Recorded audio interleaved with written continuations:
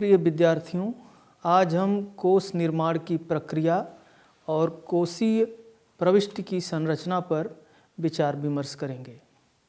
कोश निर्माण जो कि भाषा विज्ञान का ही एक विषय है, जो बहुत ही महत्वपूर्ण विषय है। यह अनुप्रयुक्त भाषा विज्ञान के अंतर्गत आता है। कोश निर्माण प्रक्रिया में शब्द सामग्री का संग्रह किया जाता है, शब्दों का चयन और वर्गीकरण होता है और फिर उसमें अर्थ निर्धारण होता है। यह शब्द संकलन का मात्र यांत्रिक कार्य नहीं है, अपितु इसमें भाषाई आयामों का भी विवेचन होता है, जिसमें कोशगत रूपों का वर्गीकरण और प्रस्तुतिकरण होता है। कोश निर्माण की प्रक्रिया। कोश का कार्य वर्षों तक चलता रहता है। उसमें बहुत सी सामग्री का संकलन और समावेश करना पड़ता है। इसलिए यह आवश्यक है कि कोश कार्य को योजनाबद्ध ढंग से कुछ भागों या चरणों में विभक्त करके किया जाए। कुछ चरण हैं जिन पर हम ध्यान देंगे। पहला नियोजन, जिसको हम प्लानिंग कहते हैं, सामग्री संकलन और प्रविष्टियों का चयन। दूसरा पॉइंट है कोश की प्रविष्टि की संरचना और तीसरा प्रविष्टियों की क्रम व्यवस्था, मुद्रण प्रति तैयार करना। प्रथम चरण में कोश की रूपरेखा ठीक की जाती है, उसके अनुसार सामग्री संकलन किया जाता है और फिर उस सामग्री से प्रविष्टियों का चयन किया जाता है। द्वितीय चरण में प्रविष्टि की संरचना की जाती है। इसमें शीर्ष शब्द का निर्धारण, उच्चारण, अर्थ या परिभाषा, प्रयोग, व्युत्पत्ति आदि से संबंधित कार्य आते हैं। कोश का मुख्य कार्य यही है और कोशकार का अधिकांश समय इसी में लगता है। तृतीय चरण में कोश की प्रविष्टियों को एक क्रम से व्यवस्थित किया जाता है। कोश में प्रयुक्त संकेतों, चिन्हों आदि को ठीक से देखा जाता है। प्लानिंग, जिसको हम नियोजन कहते हैं। कोश निर्माण के नियोजन के लिए हमेशा ध्यान में रखने वाले कुछ मूलभूत तत्व होते हैं, जिनकी चर्चा हम यहाँ करेंगे। कोश के प्रकार। कोशों के प्रकार के अनुसार कोश निर्माण की प्रविधि में भी अंतर होता है। जैसे अगर हमें कोई पॉकेट डिक्शनरी बनानी है तो उसके लिए अलग प्रविधि होगी, उसके लिए कम सामग्री संकलन करना होगा। दूसरा है भाषा का स्वरूप निर्धारण। कोशकार को पहले यह सुनिश्चित करना चाहिए कि वह भाषा के किस स्वरूप को लेना चाहता है। कोश के लिए सामग्री संकलन भाषा की प्रकृति और स्वरूप के अनुसार बदलते रहते हैं। उदाहरण स्वरूप, हिंदी का कोश बनाने के पहले यह निश्चय करना आवश्यक होगा कि इसके अंतर्गत ब्रज, अवधी आदि बोलियों के शब्दों को लिया जाए या नहीं। अगला, भाषा के काल का निर्धारण। यह भी महत्वपूर्ण कार्य है कि कोश में केवल समकालीन शब्दों का संकलन किया जाएगा या उसमें प्राचीन या मध्यकालीन साहित्य से भी शब्द लिए जाएंगे। कोश कार्य के आरंभ होने के पहले ही इन विषयों पर निर्णय ले लेना चाहिए और इन पर अमल करना चाहिए। कोश की संपूर्ण योजना, प्रक्रिया और अवधि के संबंध में एक गाइडलाइन, एक लघु पुस्तिका तैयार कर लेनी चाहिए, जिनमें निम्न तथ्यों और सूचनाओं का विवरण और निर्देश दिया जाए। इस पुस्तिका में नमूने के तौर पर कुछ प्रविष्टियां भी दे देनी चाहिए। बाद में इनमें संशोधन, संक्षिप्तीकरण या विस्तार हो सकता है, लेकिन इनके द्वारा प्रविष्टि संरचना के विषय में मार्गदर्शन मिलता रहता है। सामग्री संकलन। कोश की सामग्री का संकलन कोश के प्रकार पर आधारित होता है। संकलन पद्धति लिखित और अलिखित भाषाओं के लिए भिन्न प्रकार की होती है। जिन भाषाओं में लिखित साहित्य प्रचुर मात्रा में उपलब्ध है, उनके कोश के लिए अधिकांश सामग्री पुस्तकों से संकलित की जाती है और अलिखित भाषाओं के लिए सामग्री वाचिक भाषा से सर्वेक्षण पद्धति या फील्ड वर्क क्षेत्र पद्धति के द्वारा संकलित की जाती है। बड़े कोशों के लिए कार्ड पर सामग्री संकलन में अनेक वर्ष लगते थे, लेकिन कंप्यूटर के आगमन से यह कार्य बिल्कुल आसान हो गया है। अब कोशकारिता रुचिकर और ज्ञानवर्धक हो गई है। सामग्री संकलन में उद्धरण पर ध्यान दिया जाता है। ये दो तरह के होते हैं, साधारण और विशिष्ट। साधारण उद्धरण जिसके अंतर्गत साधारण प्रकार के शब्दों का चयन किया जाता है। इसमें बहुत से ऐसे शब्द भी आ जाते हैं जिनका विशेष अर्थ होता है, लेकिन पहले उनको सामान्य कृतियों से सामान्य अर्थ में ही उद्धृत किया जाता है। विशिष्ट उद्धरण, इसके द्वारा विभिन्न तकनीकों विषयों के लिए प्रयुक्त विशेष अर्थों का चयन किया जाता है। प्रविष्टियों का चयन, किसी भी भाषा में शब्दों की संख्या असीमित होती है। इसके अतिरिक्त प्रत्येक भाषा में नए शब्दों के निर्माण और शब्दों के नए प्रयोगों की अपार क्षमता होती है। भाषा सतत प्रवाहमान और उत्तरोत्तर विकासमान होती है। प्रायः रोज ही किसी नए शब्द का निर्माण या प्रयोग होता रहता है। इसलिए कितना भी बड़ा शब्दकोश क्यों न हो, यह दावा नहीं कर सकता कि उसमें भाषा के समस्त शब्दों का संकलन किया गया है, या यह भी नहीं कहा जा सकता कि प्रत्येक शब्द के समस्त उपलब्ध या संभावित अर्थों, अर्थछट्टाओं और सह प्रयोगों को कोश में समाहित कर लिया गया है। कोशकार सब कुछ अपने कोश में नहीं दे सकता। कोश के लिए उसको प्रविष्टियों का चयन करना होता है।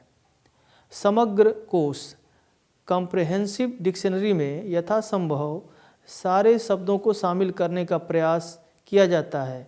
अन्य कोशों में प्रविष्टियों की सीमा बांधी जाती है। प्रविष्टियों का चयन कई तत्वों के द्वारा नियमित होता है। उनमें से प्रमुख हैं कोश का आकार प्रकार, उसका उद्देश्य, भाषा के स्थानीय, सामाजिक और शैली परक अंतर इत्यादि। अभिनव प्रयोग, भाषा कभी स्थिर नहीं रहती, वह परिवर्तनशील है। भाषा का शब्द भंडार भी स्थिर नहीं होता। भाषा में नए भाव, नई वस्तुएं आती रहती हैं। इनकी अभिव्यक्ति के लिए भाषा में नित्य नए शब्दों का निर्माण या गठन होता है। इनका प्रयोग पहले विरल फिर नित्य प्रति किया जाने लगता है और ये भाषा के अंग बन जाते हैं। कोशकार की समस्या है कि इन शब्दों का चयन करे या नहीं। अगला जो है पुरातन और जीर्ण शब्द। जिस प्रकार भाषा में नए शब्दों और प्रयोगों का निर्माण होता है, उसी प्रकार पुराने शब्दों और प्रयोगों का लोप भी होता है, लेकिन ये संख्या में अपेक्षाकृत बहुत कम होते हैं। इन शब्दों की तरह ही कुछ ऐसे भी शब्द होते हैं जिन्हें प्रचार लुप्त कहते हैं। ये शब्द साहित्य की निधि होते हैं। इन शब्दों के संबंध में प्रश्न उठता है कि समकालीन और समकालिक कोशों में इनको स्थान दिया जाए या नहीं। सिद्धांततः इनको केवल ऐतिहासिक कोशों में स्थान मिलना चाहिए। समकालिक कोश में इनके लिए कोई स्थान नहीं होता, लेकिन उपयोगिता की दृष्टि से इनमें से कुछ शब्दों को कोश में स्थान मिलना चाहिए। बहुत से पुरातन और प्रचार मूलक शब्दों का प्रयोग बोलचाल की भाषा में विशेषकर कहावतों और मुहावरों में मिलता है। सामान्य लोग इनका प्रयोग करते हैं, वे साहित्य में नहीं मिलते।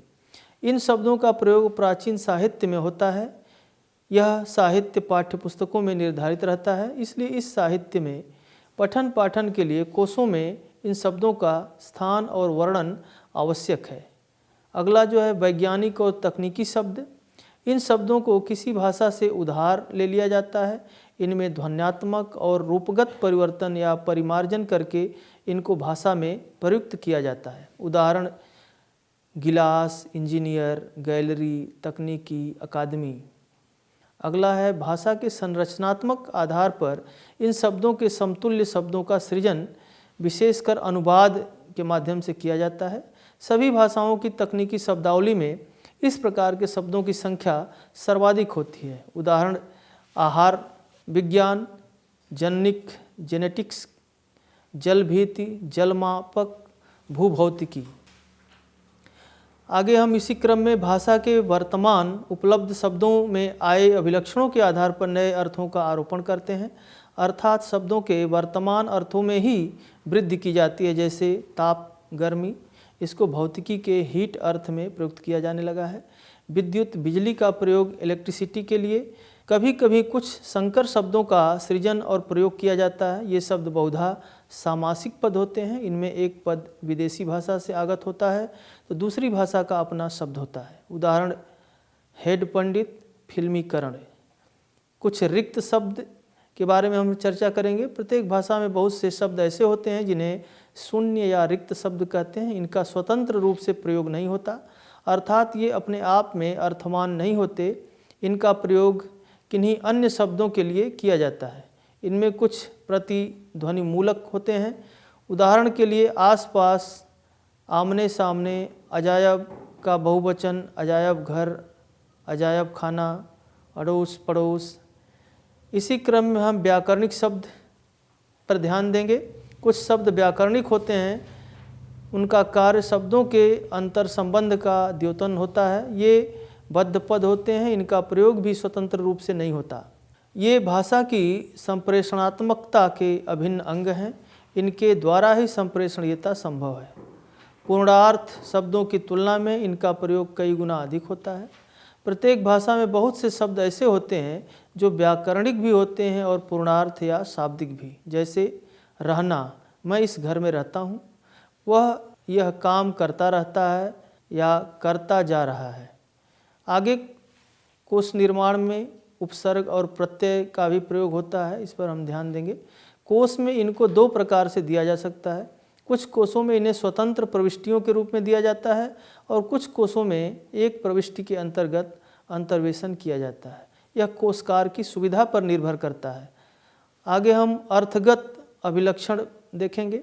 वे समास जिनका अर्थ उसके पदों के अर्थों का योग होता है, इसमें किसी भी पद के अर्थ का लोप नहीं होता। उदाहरण के लिए पाकिटमार, गिरहकट। वे समास जिनका अर्थ उसके विभिन्न पृथक पदों के अर्थों का योग या यौगिक अर्थ का समकक्ष नहीं होता। इसमें एक पद या दोनों पदों के अर्थों में आमूल परिवर्तन हो जाता है। बहुधा दोनों पद समग्र रूप से किसी तीसरे पद को इंगित करते हैं। उदाहरण अरण्य रोदन, दिवाकर, दंतकथा, भूदान, धूमकेतु। संस्कृत के बहुब्रीहि समास इसके अंतर्गत आते हैं। कोशकार के लिए प्रथम कोटि के समास समस्या उत्पन्न नहीं करते, वह इनको उपप्रविष्टियों के रूप में कोश में देता है। इनका अर्थ पूर्वानुमेय होता है, लेकिन वे समास जिनका अर्थ पूर्वानुमेय नहीं होता स्वतंत्र प्रविष्टि के रूप में दिए जाते हैं। बहुशब्दीय कोशीय इकाई, इनमें दो या दो से अधिक शब्द इस प्रकार जुड़े होते हैं कि वे एक इकाई की तरह प्रयुक्त होते हैं। इनका प्रयोग सामान्य शब्दों और समासों की तरह होता है। कभी कभी इनका अर्थ एक विशिष्ट प्रकार का भी होता है। उदाहरण के लिए 420, 90211, नरम गरम, बच्चों का खेल। किसी भी भाषा में शब्दों का सही प्रयोग दो प्रकार का होता है, मुक्त या स्वतंत्र, आबद्ध या स्थिर। पर असल मुक्त प्रयोग भाषा के मुख्य धारक का वाहक होते हैं। मुक्त प्रयोग में शब्दों को भिन्न प्रकार से संयुक्त करके विभिन्न प्रकार के अर्थों की अभिव्यक्ति कराई जाती है। उदाहरण के रूप में हम देख सकते हैं ठंडा पानी, ठंडा मौसम, गरम दूध, गरम जलवायु, गरम हवा, तेज दिमाग। आगे हम कहावतों पर चर्चा करेंगे। इनके पदों में भी आपस में परिवर्तन नहीं किया जा सकता और न ही इनके बीच में किसी पद को रखा जा सकता है। ये मूलतः बद्ध पदबंध पर आधारित होती हैं, लेकिन कहावतों में बहुत से ऐसे शब्द मिलते हैं जो साधारण भाषा में नहीं पाए जाते। इनके अतिरिक्त ये संस्कृत की वाहक होती हैं। बड़े कोशों में कहावतें दी जा सकती हैं, वैसे कहावतों के लिए अलग स्वतंत्र कोश भी बने हुए हैं। अब आगे हम कोशीय प्रविष्टि की संरचना पर विचार करेंगे। किसी भी कोश में जो प्रविष्टियाँ होती हैं, जो शब्द होते हैं, उनको किस प्रकार से हम उनका चयन करते हैं, उनकी संरचना कैसी होती है, इस पर हम विचार करेंगे। कोशीय शब्द की सबसे बड़ी विशेषता होती है रूप और अर्थ दोनों ही दृष्टियों से उसकी स्वतंत्रता या निजता। भाषा की वे ही इकाइयाँ कोशीय शब्द हो सकती हैं जिनका अपना अलग अर्थ हो या अपनी पृथक संरचनात्मक विशेषता हो। जिन इकाइयों के रूप या अर्थ व्याकरण के द्वारा पूर्वानुमेय होते हैं, वे कोशीय शब्द नहीं हो सकते। इसलिए कोश में विकारी रूपों को नहीं दिया जाता, केवल व्युत्पन्न रूपों को दिया जाता है। अब कोश में शीर्ष शब्द का निर्धारण कैसे करें, इस संबंध में हम देखते हैं। इसे प्रविष्टि शब्द या प्रविष्टि इकाई भी कह सकते हैं। इसके निर्धारण के लिए कोशकार पैराडाइम पद्धति का आश्रय लेता है। किसी भी शब्द के सभी विकारी रूपों के योग को पैराडाइम कहते हैं। इन रूपों में शब्द के व्याकरणिक अभिलक्षण की समानता और एकता होती है। इन रूपों में मूल अर्थ की भी प्रायः समानता रहती है। उदाहरण के तौर पर जैसे घोड़ा, घोड़े, घोड़ों, जाना, गया, जाऊं इत्यादि। वर्तनी और उच्चारण। शीर्ष शब्द के बाद बहुधा उसका उच्चारण दिया जाता है। शीर्ष शब्द को, जिसको बहुत सारे कोशकार और लेमा भी इसको कहा जाता है, तो इसके बाद जो है वर्तनी और उच्चारण पर ध्यान दिया जाता है। लेकिन उच्चारण का देना न देना कोश के प्रकार, भाषा की प्रकृति और उसके अभिलक्षणों पर आधारित होता है। अगर किसी भाषा में स्वनिम और लेखिम में विशेष अंतर है तो उच्चारण का दिया जाना बड़ा ही आवश्यक है। आगे हम व्युत्पत्ति पर ध्यान देंगे।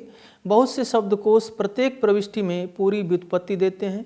कुछ कोशों में व्युत्पत्ति प्रविष्टि के अंत में दे दी जाती है, लेकिन बहुत से कोशों में उत्पत्ति संबंधी सूचना या संकेत दिया रहता है। इस संकेत के अंतर्गत कुछ कोशों में केवल शब्द की स्रोत भाषा का नाम दिया रहता है, तो कुछ कोशों में स्रोत भाषा का नाम और उसमें स्रोत शब्द का स्वरूप दोनों ही दिए रहते हैं। उदाहरण के रूप में जैसे घड़ी स्त्रीलिंग संस्कृत में घटी, निबटना अकर्मक क्रिया संस्कृत निवेत, दीवाना विशेषण फारसी में दीवान, दोजख पुल्लिंग फारसी में दौजक। आगे व्याकरणिक सूचना, किसी भी प्रविष्टि की ग्रामेटिकल सूचना कि वह संज्ञा है, सर्वनाम है, क्रिया है, विशेषण है। हिंदी में लिंग व्याकरणिक होता है। कर्ता और क्रिया में लिंग की अन्विति होती है, इसलिए हिंदी कोश के लिए आवश्यक है कि उसमें शब्द के लिंग का निर्देश किया जाए। ऐसा नहीं करने से पाठक भयानक भूलें कर डालता है। कोशीय प्रविष्टि का दूसरा भाग कोशीय इकाई का अर्थपरक विवरण प्रस्तुत करना है। कोश का प्रमुख और केंद्रीय उद्देश्य होता है शब्द के अर्थ को यथासंभव अधिक से अधिक स्पष्ट और सटीक रूप से प्रस्तुत करना। इस स्पष्टता को दिखाने के लिए कई उपकरणों का प्रयोग किया जाता है। पहला है शाब्दिक इकाई की परिभाषा या वर्णन। दूसरा समीकरण, शाब्दिक इकाई के समान अर्थ वाली इकाई के साथ संयोजन। तीसरा है व्युत्पत्ति। चौथा उदाहरण, चित्र, नामांकन और प्रतिसंदर्भ। लेकिन कोश की प्रत्येक प्रकार की प्रविष्टि के लिए ऊपर लिखे समस्त उपकरणों का प्रयोग नहीं किया जाता है। किसी एक शब्द के अर्थ के लिए ऊपर का एक ही घटक पर्याप्त होगा, जबकि किसी अन्य शब्द के लिए एकाधिक उपकरणों का प्रयोग करना पड़ेगा। हिंदी शब्द में देखेंगे जैसे भेड़िया है, पुल्लिंग है, कुत्ते से कुछ बड़ा एक जंगली हिंसक पशु जो झुंड बनाकर रहता है और बस्तियों में मुर्गियों, बत्तखें, छोटी छोटी भेड़ बकरियां, नन्हे बच्चे आदि को उठाकर ले जाता है। ऐसे ही अगला शब्द है मुल्ला, जिसकी हम प्रविष्टि देखेंगे, पुल्लिंग है।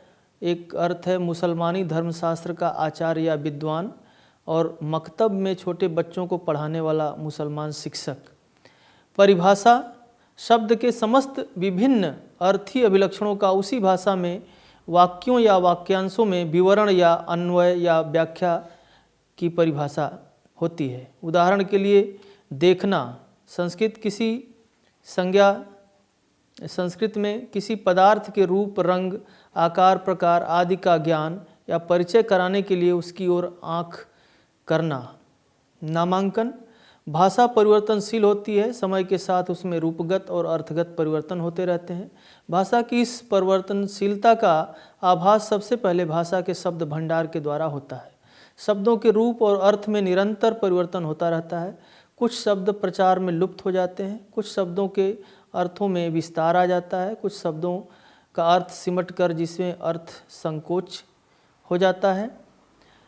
इस प्रकार विभिन्न अर्थों में भी परिवर्तन होता है। कोशकार को भाषा के इन भेदों और प्रभेदों को अपने कोश में किसी न किसी प्रकार दिखलाना होता है, नहीं तो पाठक को शब्दों के प्रयोग में काफ़ी असुविधा होती है और गलत प्रयोग के खतरे होते हैं। आवश्यक निर्देश नहीं होने से पाठक किसी सीमित प्रयोग वाले या अश्लील शब्द का सभ्य समाज में प्रयोग करके उपहास का भाजन बन जाता है। अब प्रश्न यह है कि भाषा के इन विकल्पनात्मक अभिलक्षणों का कोश में कैसे निरूपण किया जाए। सामान्य कोश वैज्ञानिक परंपरा में इनकी नामांकन के द्वारा निरूपण किया जाता है। निरूपण निम्न प्रकार से किया जाता है। कुछ तो शब्दगत होता है और जिसमें हम देख सकते हैं जैसे एक शब्द है सेवार जिसका अर्थ है सेवाल, और लिलाट जिसका अर्थ है लीलार, प्रांतीय प्रयोग है। अर्थगत जब किसी भी शब्द का कोई एक अर्थ किसी विषय विशेष के लिए प्रयुक्त होता है तो उस अर्थ को नामांकन में निरूपित किया जाता है। उदाहरण के लिए रस मन में उत्पन्न होने वाला वह भाव या आनंद जो काव्य पढ़ने अथवा अभिनय देखने से उत्पन्न होता है। नामांकन संक्षिप्तियाँ एब्रीविएशन होते हैं, वे मुख्यतः 3 प्रकार के होते हैं। व्याकरणगत नामांकन, उदाहरण के लिए शैर पुल्लिंग, लीला स्त्रीलिंग। दूसरा विषय सूचक नामांकन, इनके द्वारा किसी भी शब्द विशेष या शब्द के अर्थ विषय विशेष में होने वाले प्रयोग को दिखाया जाता है। तीसरा है स्तरीय नामांकन, इनके द्वारा शब्दों के कालक्रमिक, स्थानीय, शैली परक और अन्य भेदों को दिखाया जाता है। कोश में हम जब नामांकन की चर्चा करते हैं तो उसका तात्पर्य बहुधा इसी नामांकन से है। कोश कार्य के लिए इन नामांकनों का बहुत ही महत्व होता है। उदाहरण ताता, ग्राम प्रयोग है तप्त, कर्मठ, पुरातन, प्रांतीय, कर्मठ।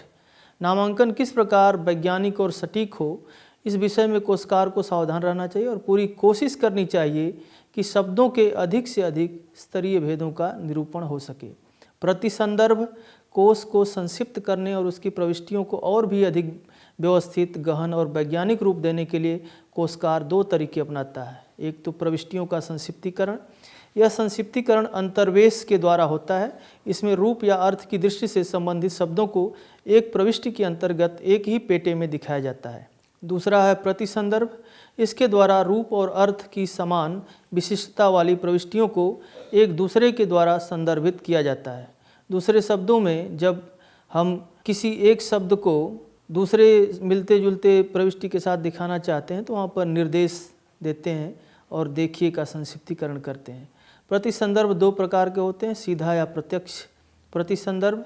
इसके द्वारा एक प्रविष्टि में दूसरी प्रविष्टि को देखने के लिए इंगित रहता है। इसको इंगित करने के लिए कई प्रकार के शब्द प्रयुक्त होते हैं, यथा देखिए। कुछ कोशों में शब्द के साथ चिन्ह लगाकर प्रतिसंदर्भ दिखाया जाता है। दूसरा जो होता है वह अप्रत्यक्ष या तिर्यक प्रतिसंबंध होता है। इसके माध्यम से भी हम एक प्रविष्टि के साथ दूसरी प्रविष्टि को देख सकते हैं, जैसे पीटना क्रिया संज्ञा, चोट पहुंचाना, बेसन पुल्लिंग, चने की दाल का आटा। यंत्रशाला स्त्री वह स्थान जहाँ अनेक प्रकार के यंत्र हों। चौताल पुल्लिंग मृदंग का एक ताल। अरबी स्त्रीलिंग एक प्रकार का कंद जो तरकारी के रूप में खाया जाता है। कोश से प्रतिसंदर्भ का प्रयोग अनेक सूचनाओं को देने के लिए किया जाता है। इसमें विकल्पन है। जब किसी शब्द के कई भेद या रूप विकल्पन होते हैं तो उनमें से सबसे अधिक प्रचलित रूप या मानक रूप को शब्द शीर्ष के रूप में दिया जाता है। उदाहरण देखेंगे, बाती स्त्रीलिंग देखिए बत्ती, वधू स्त्रीलिंग देखिए वधू, सेमई सेवई स्त्रीलिंग देखिए सेवई, जुलाब पुल्लिंग जुलाब। जब किसी शब्द की रूपावली में कोई रूप कैनोनिकल रूप से भिन्न होता है तो उसको कैनोनिकल रूप के साथ उसी प्रविष्टि में दे दिया जाता है और उस भिन्न रूप के आकारादि क्रमों में अपने स्थान पर आने पर पहली प्रविष्टि का प्रति संदर्भ दे दिया जाता है। आर्थी रूप से परस्पर संबंधित शब्दों की परिभाषा के लिए प्रति संदर्भ का प्रयोग व्यापक रूप से किया जाता है। इसके द्वारा उस शब्द के अर्थ को और अधिक स्पष्ट किया जा सकता है। जब परिभाषा के लिए पर्यायवाची और विपरीतार्थक शब्द का प्रयोग किया जाता है तो वह भी एक प्रकार का प्रतिसंदर्भ ही होता है। उदाहरण हिंदी में आड़ा विशेषण देखने वालों के दाहिने से, छापा पुल्लिंग धातु अथवा लकड़ी का वह टुकड़ा जिस पर फूल पत्ती आदि खुदी रहती है और जिस पर रंग या स्याही लगाकर उसकी छाप किसी तल पर लगाई जाती है, ठप्पा। बोली के रूपों के अर्थ की स्पष्टता के लिए मानक रूपों से प्रति, कहरना क्रिया है कराहना, चौपट स्त्रीलिंग कपड़े की तह। आर्ष और प्रचार लुप्त शब्दों की परिभाषा के लिए सामाजिक प्रचलित शब्दों को प्रतिसंदर्भ के रूप में दिया जाता है। आज देखा जाए तो पूरी तरह से सूचना क्रांति का समय है। कंप्यूटर का विकास संपूर्ण विश्व में फैल गया है। सूचना क्रांति के परिणाम स्वरूप कंप्यूटर के लिए इलेक्ट्रॉनिक कोश का भी निर्माण संभव हो गया है। इलेक्ट्रॉनिक कोश ऐसे कंप्यूटर प्रोग्राम होते हैं जो शब्दकोश के सभी कार्य सुलभता से करते हैं। इस कोश की बहुत सारी खूबियां हैं जो कि पारंपरिक कोशों में नहीं थी, जैसे शब्दार्थों की तत्काल खोज, शब्दों का वाचन, कराना तथा अन्य शब्दों को तत्काल जोड़ना अर्थात अपडेट करना, ये सारी विशेषताएं पारंपरिक कोषों में संभव नहीं था। इलेक्ट्रॉनिक कोष को कंप्यूटर द्वारा ऑनलाइन प्रयोग किया जाता है या कंप्यूटर में इंस्टॉल करके ऑफलाइन भी प्रयोग में लाया जाता है। इस क्रांति का एक और लाभ है कि अल्प समय में अधिक से अधिक काम संभव है।